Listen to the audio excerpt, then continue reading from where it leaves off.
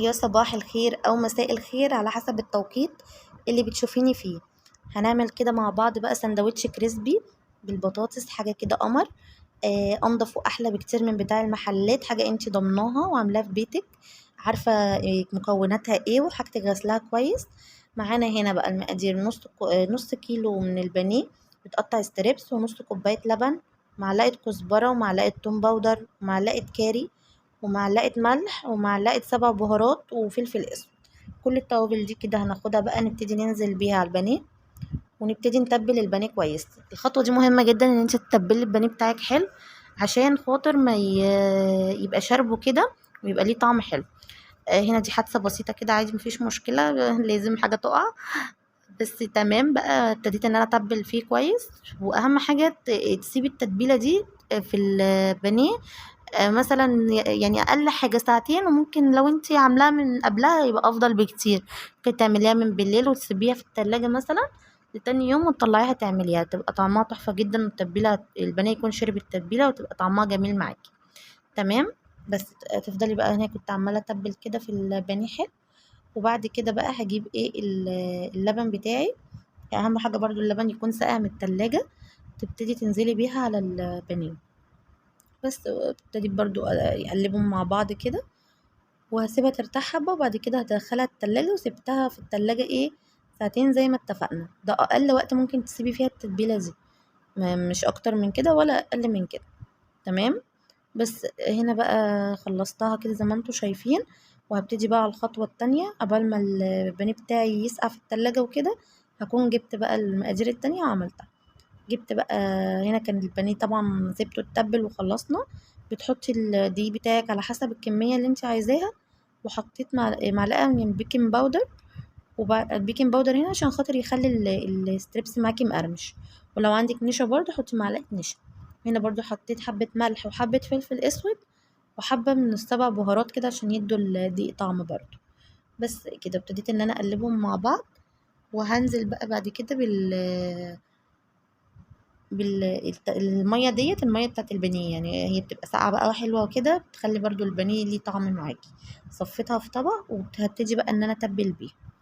بس هنا بقى كده زي ما انتوا شايفين، جبت البانيه وابتديت بقى ان انا ايه، احط كفر عليها كده. و- وترجعي تاني تاخدي البانيه تنزلي بيه في الميه ديت، وترجعي برضو تعملي نفس الخطوه تاني زي ما انتوا شايفين كده. بس كده تفضلي بقى تعملي نفس الخطوات كده في كل واحده، عشان خاطر ايه، يديكي النتيجه اللي انت عايزاها. بس هو بسيط على فكرة، مفيهوش أي حاجة، وسريع. هتحبيها جدا والله. التتبيلة اللي أنا عاملاها دي تتبيلة حلوة قوي، تدي البانيه طعم كده وليها طعم جميل قوي. بس كنت عايزة برضو أقول لكم إيه، ممكن تعملي برضو جنبها يعني هي بص، هي كده طعمها حلو، بس انت لو عايزة يعني تجوزي بقى وكده، ممكن تعملي شوية مكرونة جنبها، حاجة طبق سلطة. بس هي كده مية مية، يعني مش محتاجة أي حاجة. الساندوتش ده أصلا مش قادرة أقولك هو بيلكم ازاي. هو بيشبع جدا، يعني انت متخيله ان هو لا عادي، لا بس هو الساندوتش ده لوحده مش هتقدر تاكل تاني بجد حاجه بعده، يعني هو مية مية. بس طبعا دلوقتي بقى نحاول نقلل اكلنا من بره شويه، لان انتوا شايفين ان الحاجه بقت عامله ازاي. فانت ما تضمنيش جوده الحاجه بره، ولا الزيت اللي بيقلوا فيه بصراحه، ولا الحاجه. انا عن نفسي انا بحب اكل بره جدا، بس في ظل الغلا اللي الواحد بقى فيه ده، انت ما تضمنيش الحاجه اللي انت بتجيبيها عامله ازاي. ما تضمنيش اصلا بيحطلك ايه. الجو كمان حر، ممكن تكوني الحاجه بايظه، فانت مش ضامنه برضو تاكلي ايه، تاكلي اولادك ايه. مش ضامنه. بس انا موقعي هذا، انا باكل من بره بصراحه، بس يعني قلت احاول ان انا اعمل الحاجات اللي انا بحبها في البيت، عشان خاطر ايه، تجنب اي مخاطر او اي حاجه تبقى مش حلوه يعني وكده. بس هنا كده كنت خلصت بقى الكمية، ما عملتهاش كلها طبعا، عملت على قد ما انا محتاجة يعني، والباقي عادي يفضل في التتبيل. بصوا بقى، كنت هنا قليته في زيت بقى، ايه بتخلي الزيت في الاول بيغلي وتنزلي فيه، وبعد كده بتخلي بقى النار وسط، عشان ايه، يطلع معاكي مستوي من جوه ومقرمش من بره زي ما انتوا شايفين كده. بصوا ما يفرقش حاجة بجد عن بره. ده طبعا معانا هنا كاتشب ومايونيز ومستردة، ومقطعة الطماطم كده شرايح زي ما انتوا شايفين. برضو كارثة تاني، يعني ما شاء الله مقضيها كوارث. بس عادي يعني، كل ده بيحصل معانا، مفيش اي مشكلة.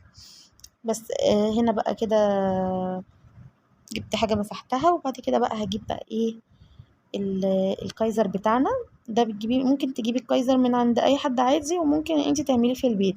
دلوقتي الطرق كلها متاحة على النت ان انت تشوفي يعني ازاي تعملي الكايزر وكده، بسيط جدا على فكرة، مفيهوش اي حاجة.